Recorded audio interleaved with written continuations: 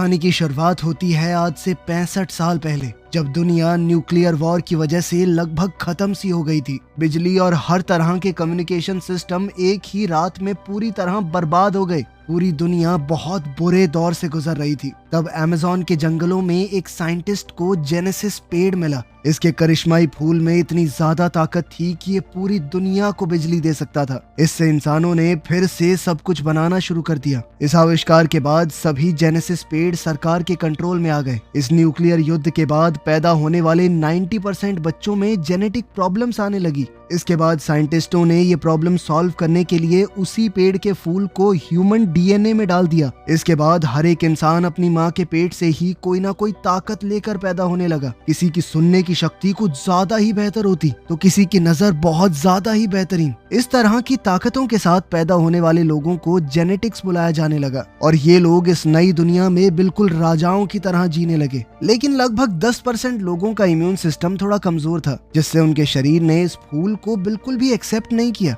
इन लोगों को स्पेशल्स बोला जाने लगा और इन्हें सिर्फ छोटे मोटे काम दिए जाते, जैसे साफ सफाई, मेंटेनेंस वगैरह। अब हम जेनेसिस इंस्टीट्यूट में क्लोई को देखते हैं, जो इस वक्त एक स्टूडेंट बनकर क्लास ट्रिप पर गई है और उसका व्हील चेयर वाला पार्टनर लियोन सफाई करने वाला बनकर वहां आया। सबका ध्यान हटते ही लियोन ने एक डिवाइस की मदद से बंद दरवाजा खोला और प्राइवेट एरिया में घुस गया। मैप चेक करते ही उसे पता चला कि 2 गार्ड पास में ही खड़े हैं, तो उसने वहां पर एक छोटा चूहे जैसा खिलौना भेजा। गार्ड्स उसके पीछे गए, उसे पकड़ा तो उस चूहे के अंदर से स्लीप गैस निकली, जिससे दोनों गार्ड बेहोश हो गए। लियोन ने उनकी चाबियां ली, वेंटिलेशन सिस्टम तक गया और गैस का टैंक जोड़ दिया, जिसके बाद स्लीपिंग गैस ने पाइप्स के अंदर से जाकर साइंटिस्टों को सुला दिया। फिर उसने मास्क पहना और लैब में घुसने की कोशिश की, पर उसका कोड गलत निकला। उसने क्लोई को कॉल किया और सही कोड लाने को कहा। मेन लॉबी में क्लोई ने कुछ लड़कों को स्पेशल्स के बारे में बोलते सुना कि उन्हें तो मार देना चाहिए। क्लोई ने उनसे झगड़ा शुरू कर दिया।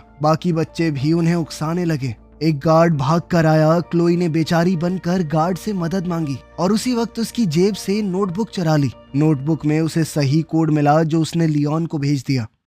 कोड मिलते ही लियोन जल्दी से लैब में घुस गया। उसने अपनी माँ की पुरानी घड़ी निकाली, जिसमें लिखा था कि हम सब एक हैं, हम सब बराबर हैं। ये पढ़कर उसे हिम्मत मिली। उसने एक लिवर खींचा, मशीन खुली और अंदर जेनेसिस ट्री था। उसने एक पुराना हथियार लिया और शीशे के अंदर छेद करना शुरू किया। लेकिन जैसे ही वो फूल तोड़ने लगा, पेड़ ने बहुत सारे स्पाइक शूट कर दिए और अचानक से अलार्म बजने लगा। लियोन ने फिर भी फूल को एक ब्लू कैप्सूल में पैक कर लिया। अनाउंसमेंट हुई कि ये बिल्डिंग अब लॉकडाउन में जा रही है और सबको जल्द से जल्द बाहर निकलना होगा। क्लोई लियोन का इंतजार करना चाहती थी, पर गार्ड्स ने उसे बाकी स्टूडेंट्स के साथ बाहर भेज दिया। किसी तरह किस्मत से लियोन भी समय रहते बाहर आ गया। बाहर लियोन ने जानबूझकर क्लोई को टक्कर मारी और उसका टेडी बियर नीचे गिरा दिया। उसने टेडी वापस देने से पहले कैप्सूल को टेडी के अंदर छुपा दिया। जब गार्ड्स ने लियोन की जेब चेक की तो उन्हें सिर्फ एक घड़ी मिली। उन्होंने घड़ी पर लिखी हुई बात का मजाक उड़ाया और साथ ही लियोन को फ्रीक कहकर पुकारा। एक आदमी बहुत ध्यान से सभी स्टूडेंट्स को चेक कर रहा था, लेकिन उसने भी ये तो नहीं सोचा कि इस टेडी के अंदर फूल छुपा हुआ होगा। कुछ देर बाद क्लोई और लियोन सड़क पर बड़ी स्क्रीन पर न्यूज देखने लगे। सेनेटर फ्रैंक लोगों से कह रहा था कि पैदा होने से पहले ही क्यों, हम फूल का इस्तेमाल लोगों के जन्म लेने के बाद भी तो कर सकते हैं। इसके बाद फेमस सिंगर मीरा वहां आई। उसने अनाउंस किया कि वो बिना ताकत वाले लोगों की डिस्ट्रिक्ट में फ्री टूर कर रही है, ताकि सब लोग एक साथ मिलकर रहें। अपना हुलिया बदलने के बाद लियोन ने क्लोई को समझाया कि पॉलिटिशियंस और सेलिब्रिटी सिर्फ ड्रामा करते हैं, उन्हें हम जैसे लोगों की कोई परवाह नहीं है। अभी थोड़ी देर पहले सड़क पर एक हमारे जैसे गरीब आदमी को खाने के स्टोर से धक्का देकर निकाल दिया गया। तभी हम देखते हैं कि एक सफाई करने वाला आदमी खिड़की से कुछ मिटा रहा था। वहां लिखा था डेथ टू द जेनेटिक्स, जिसका मतलब था कि सब लोग जेनेटिक्स को देखकर खुश तो नहीं है। वहीं मीरा के मैनेजर ने उसे कहा कि हालात खतरनाक हो रहे हैं। स्पेशल डिस्ट्रिक्ट जहां पर वो 10% लोग रहते हैं जिनके ऊपर उस फूल ने काम नहीं किया,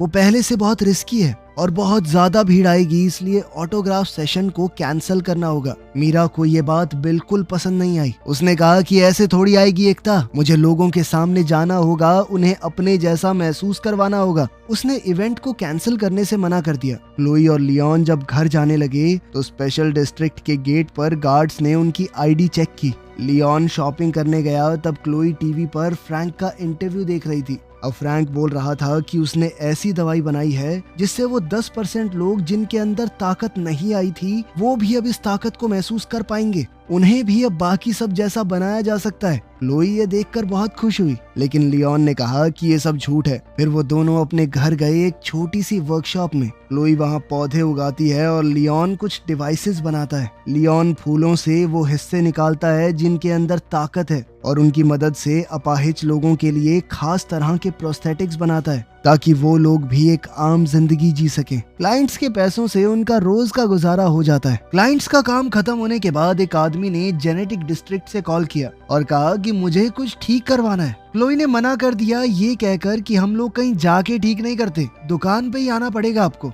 पर जब लियोन ने सुना कि वो आदमी 3 गुना पेमेंट देगा तो उसने कहा कि कोई नहीं, आ जाएंगे। क्लोई डर गई क्योंकि ये थोड़ा इलीगल काम था। लियोन ने उसे समझाया कि मुझे सारा रास्ता पता है, कहाँ पे गार्ड्स हैं कहाँ पे नहीं, वो किसी को भी पता लगे बिना अंदर जा सकता है। अब वो दोनों एक महंगे से रेस्टोरेंट में पहुंचे जहां कुक ने उन्हें पीछे के दरवाजे से अंदर लिया। वो कुक भी उन्हीं की तरह था। उसके पास एक मैकेनिकल सूट था जो उसे चलने में मदद करता है अपाहिज होने के बाद भी। अचानक एंटी जेनेटिक्स नाम की गैंग मेन दरवाजा तोड़कर अंदर घुस गई और उन्होंने बिजली भी काट दी। लियोन ने सूट ठीक करने का काम पूरा किया। कुक ने कहा कि मैं देखकर आता हूँ बिजली कैसे चली गई, साथ ही आपके पैसे भी ले आऊंगा। गैंग ने अब रेस्टोरेंट को तोड़ना शुरू कर दिया और खास शक्तियों वाले इंसानों को मारना भी। कुछ ही मिनटों में बहुत से टेबल्स टूटे पड़े थे और बहुत सारी लाशें जमीन पर थी। फिर गैंग का लीडर दीवार पर कुछ लिखने लगा। इतने में कुक वापस किचन में आया। उसके शरीर पर खून लगा हुआ था। उसने अपनी आखिरी सांसें भरते हुए क्लोई और लियोन को बताया कि बाहर क्या हो रहा है और फिर दम तोड़ दिया। अब क्लोई और लियोन ने भागने की कोशिश की लेकिन पीछे के दरवाजे पर ताला लगा हुआ था। अब उन्हें यहाँ से भागने के लिए कुछ तो दिमाग लगाना पड़ेगा। लियोन ने क्लोई से कहा कि कुक का मैकेनिकल सूट पहनने में मेरी मदद करो। कुछ मिनट बाद 2 गैंग वाले किचन में आए। उन्हें सिर्फ मरा हुआ कुक ही दिखाई दिया क्योंकि क्लोई और लियोन छुपकर बैठे थे। वो लोग दीवार पर कुछ लिखते हुए बात कर रहे थे कि कल एक छोटा शो होगा और अगले दिन बहुत बड़ा काम। एक गुंडे ने अपने कुछ आइडिया देने की कोशिश की लेकिन बॉस ने उसे चाकू दिखाकर धमकाया कि प्लान में कोई बदलाव नहीं होगा, ठीक है। एक आदमी ने कागज गिरा दिया और क्लोई ने उसे उठाया। पुलिस की आवाज आई तो गुंडे निकल गए। अचानक लियोन के सूट ने कंट्रोल छोड़ दिया। सूट ने खुद ब खुद उसे खड़ा कर दिया और काउंटर पर फेंक दिया। दोनों आदमी उसके पीछे आए तो लियोन ने बर्तनों और गर्म पानी का इस्तेमाल करके उनसे लड़ाई की। लड़ाई के दौरान बॉस का मास्क हिल गया और उन्हें उसका चेहरा दिख गया। गुंडों ने लियोन को काउंटर पर दबा दिया और क्लोई उसे बचाने कूद पड़ी। फिर लियोन ने गुंडों के ऊपर आटा फेंका और जल्दी से वहां से निकलने की सोची। अब वो क्लोई के साथ एग्जिट की तरफ भागने लगा। सूट की ताकत से लियोन ने दरवाजा तोड़ दिया और वो दोनों वहां से बाहर निकल गए। बाहर लियोन को सूट में चल पाना बड़ा मुश्किल सा हो गया तो क्लोई उसे संभाल कर एक गली में ले गई। पुलिस की गाड़ियां पास से निकल गई पर उन दोनों को नहीं देख पाई। क्लोई ने हिसाब लगाया कि सूट की टांग थोड़ी टूट सी गई है, इसीलिए वो लियोन को घर तक सहारा देते हुए ले गई। अगले दिन रिपोर्टर्स ने पूरा केस दिखाया और फिर सिक्योरिटी कैमरास के एक फोटो में लियोन और क्लोई भी थे। अब मीडिया बातें फैलाने लगा कि शायद ये भी गैंग के लोग हैं। सारी इंफॉर्मेशन निकाली गई ताकि पुलिस को भेजी जा सके। स्पेशल फोर्सेस के कैप्टन हजिज ने कहा कि ये बिना खास शक्तियों वाले लोगों का जो एरिया है ना, ये क्राइम का अड्डा बन चुका है। हम जल्द ही स्पेशल डिस्ट्रिक्ट के ऊपर रेड करेंगे। लियोन और क्लोई डर गए क्योंकि उन्होंने उसे पहचान लिया था। दरअसल वो उसी गैंग का लीडर है जिसका चेहरा उन्होंने पिछले दिन लड़ाई में देखा था। क्लोई ने वो कागज खोला और पता चला कि वो मीरा के कॉन्सर्ट का फ्लायर है जिसके अंदर एक छोटा सा मैप बना हुआ है। वो लोग समझ गए कि इस गैंग वाले लोग कॉन्सर्ट पर हमला करेंगे और इस बात के लिए दोषी हम जैसे लोगों को ठहराया जाएगा। लियोन डर कर सामान पैक करने लगा ताकि वो शहर छोड़ दे, पर क्लोई ने कहा कि हमें लोगों को बचाना होगा। सिर्फ हम दोनों हैं जिसे पता है हमला कहाँ होने वाला है। बहुत सारे निर्दोष लोग मरेंगे वहाँ पर, क्या हम ऐसा होने देंगे? इस पर लियोन ने कहा कि एक ऐसा आदमी जिसका नीचे का शरीर चलता नहीं और एक 12 साल की लड़की क्या कर लेंगे? ये सुनकर क्लोई रो पड़ी। उसने कहा कि भैया तुम खुद गर्ज हो, और इतना कहकर भाग गई। लियोन चाहकर भी उसे रोक नहीं पाया। इसके बाद फ्लैशबैक में दिखाया जाता है कि एक जवान लियोन अपने पिता के ऑफिस में घुस गया था अपनी फाइल देखने के लिए। वहाँ उसे पता चला कि वो स्पेशल है। जैसे ही उसके पिता को पता चला कि उसका बेटा एक स्पेशल है, उसके पिता ने उसे वहीं पकड़ लिया। ये सब याद करके और अपनी माँ की घड़ी को देखकर लियोन ने फैसला किया कि उसे कुछ तो करना होगा। कुछ घंटों बाद क्लोई वापस आई और लियोन को सूट को ठीक करते हुए देखा। उसने लियोन की सूट पहनने में मदद की। लियोन ने अपने हाथ पांव थोड़े चलाकर देखे और कहा कि वो ह्यूजेस को पकड़कर उसके गुनाह कबूल करवाएगा उससे। लियोन ने कुछ अबाड़ कबाड़ चीजों से अपने लिए हथियार बना लिए और लोहे तक को मोड़ देने की अपनी ताकत दिखाई। क्लोई को सूट के अंदर कुछ खास तरह की तारें दिखी तो वो एक केमिकल बनाने दौड़ी जिससे सूट में लगे हुए हथियार एक्टिवेट हो जाएं। उसी वक्त मीरा स्पेशल डिस्ट्रिक्ट में कॉन्सर्ट कर रही थी। जनता उसे देखकर पूरी तरह बेकाबू हो गई। फैंस को लोग धक्का मारने लगे। सिक्योरिटी उन्हें जैसे तैसे पीछे कर रही थी। कॉन्सर्ट के बाद मीरा बस में चढ़ने जा रही थी, तब गार्ड्स ने उसकी सिक्योरिटी और मैनेजर को मार कर गिरा दिया। फिर रेबल्स ट्रक में आ गए और दीवारों पर अपना मैसेज लिखने लगे। हजिस ने मीरा को धमकाया कि चुपचाप हमारे साथ चलो वरना बुरा होगा। तभी लियोन वहां पर सूट और मास्क पहने आ गया। वो बालकनी से नीचे कूदा और सीधा हमला करना शुरू कर दिया, लेकिन क्लोई के केमिकल्स की वजह से सूट में पौधे उग गए। ये देखकर गुंडे हंसने लगे, लेकिन लियोन ने उन पौधों का ही इस्तेमाल कर लिया। एक आदमी गैस से गिर गया, दूसरा बेलों में उलझ गया। क्लोई ने एक चोरी की हुई गाड़ी से मीरा को आवाज लगाई, जबकि लियोन हजिस और उसके लोगों से लड़ने लगा। शुरुआत में तो लियोन बढ़िया मुक्के पेल रहा था, लेकिन फिर पूरी गैंग ने उसे घेर कर नीचे गिरा लिया। तब क्लोई ने गाड़ी से एक आदमी को टक्कर मारी। लियोन मौका देखकर गाड़ी में बैठ गया, लेकिन मीरा चीखने लगी। समझाने का वक्त नहीं था तो क्लोई जल्दी से गाड़ी भगाकर सबको वहां से ले गई। उन दोनों ने जल्दी से घर पहुंचकर दरवाजे बंद कर दिए। बाहर गैंग वाले उन्हें सड़कों पर ढूंढ रहे थे। वहीं टीवी पर रिपोर्टर्स बोल रहे थे कि मीरा को किडनैप करने की कोशिश की गई, लेकिन एक अनजान हीरो ने उसे बचा लिया। दूसरी ओर मीरा ने देखा कि लियोन घायल हो गया था। अब उसने जल्दी से लियोन के जख्मों पर मरहम पट्टी की और बताया कि मैं पहले एक डॉक्टर बनना चाहती थी। क्लोई ने लियोन की एकदम फ्लावर हीरो जैसी ड्राइंग बना दी, जो लियोन को तो बिल्कुल पसंद नहीं आई, लेकिन मीरा ने कहा कि नहीं है तो बढ़िया। अब लियोन ने मीरा को हजिस का सच बताया। इस पर मीरा कहने लगी कि देखो, अब मैं जल्द से जल्द घर जाना चाहती हूँ। कल मेरा एक इवेंट है फ्रैंक के साथ फैमिली सेंटर में। लियोन को लग रहा था कि एंटी जेनेटिक्स गैंग का अगला टारगेट फ्रैंक होगा। आज उन्होंने मीरा पर हमला किया था तो वो कल फ्रैंक पर जरूर करेंगे। ये गैंग जन्म होने के बाद लोगों में होने वाले एनहांसमेंट या बदलाव के खिलाफ थी। ये मानते थे कि जो जैसा पैदा हुआ है वो हो गया। मीरा इस सब के बारे में पुलिस को आगाह करना चाहती थी, पर लियोन ने मना कर दिया क्योंकि हजिस भी तो एक पुलिस कमांडर ही है। अब उन लोगों ने मिलकर आगे का प्लान बनाया। अगले दिन मीरा और लियोन फैमिली प्लानिंग सेंटर गए, जैसे वो कोई नया शादीशुदा जोड़ा हो जो बच्चे करना चाहते हैं। मीरा फेमस थी तो उसने डॉक्टर से कहा कि सर, मैंने अपॉइंटमेंट नहीं ली और ना ही किसी को आज तक अपने पति के बारे में बताया, क्योंकि मैं मीडिया से अपने परिवार को बचाना चाहती हूँ। लियोन ने डॉक्टर को जैसे तैसे मना लिया कि वो उन्हें अपनी फैसिलिटी का एक टूर दे। इस सब के दौरान लियोन ने बड़ी चालाकी से एक चाबी चुरा ली। फिर उसने वहाँ काम करने वाले लोगों का ध्यान भटकाया, ये कहकर कि मीरा अब सबके लिए परफॉर्म करेगी। ये कहकर उन्होंने सभी लोगों को एक कमरे में इकट्ठा कर दिया। तभी एंटी जेनेटिक्स गैंग के लोग आ गए और लियोन लॉबी में उनसे भिड़ गया। गुंडे उस पर टूट पड़े तो लियोन ने गैस बॉम्ब्स छोड़े, जिससे उनके मास्क तक पिघल गए। शुरुआत में लियोन बहुत बढ़िया लड़ रहा था, लेकिन वो लोग बहुत ज्यादा थे। उन्होंने उसे नीचे गिरा लिया और वो गुंडे मिलकर उसे मारने लगे। हजिस ने उसका मास्क उतारा और उसके चेहरे पर बार बार मुक्के मारने लगा। तभी अचानक फ्रैंक की सिक्योरिटी आ गई और गुंडे भाग गए।